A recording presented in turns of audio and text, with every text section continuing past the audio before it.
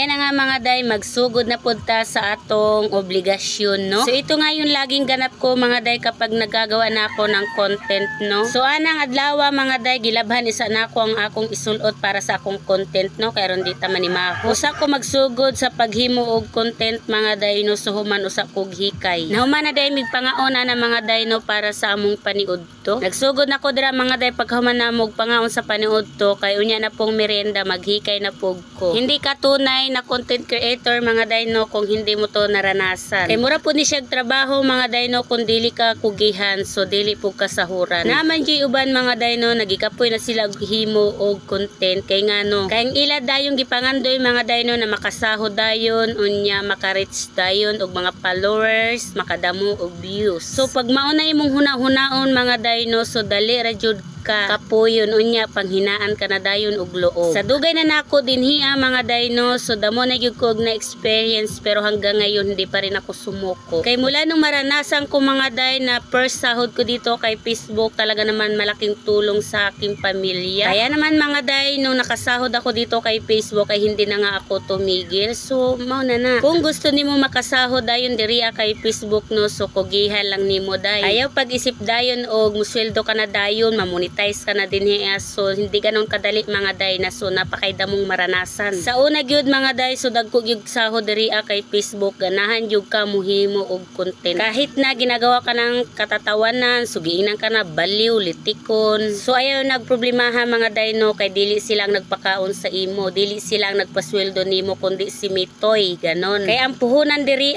kay Mita mga day, no, aron makasweldo ka, aron ma-monetize ka diri bagaan og now. Iba na nga kasi ang kitaan ngayon kay content monetization kaysa dati mga day, so masasabi ko talagang mas malaki ang kitaan kay Facebook dati. Ang earnings talaga dito ngayon kay Facebook ay talaga namang mahina. Pero kung hindi ka matyaga at madali kang sumuko, so wala tayong magagawa dyan. Kung nasimulan mo na, ipagpatuloy mo na yan day. So na ako'y nabasahan na unsa man kuno ilang buhato na content na halos tanan na daw kuno karon pare-pareho na og content, no? Nakadepende yan sa iyo mga day kung anong gusto mong gawing content sa buhay, no? Kung ano lang yung nagpapasaya sa'yo, yun ang gawin mo mga day, kung yun ang napupusuan mo. So ako mga day, no, masasabi ko talagang halos lahat ng content ay naranasan ko na. Ginawa ko na lahat, hindi ako sumuko. Hanggang may nag-suggest sa akin na tita ko na ito nga yung gawin ko na magbaliw-baliwan. Da mo na ni for the go.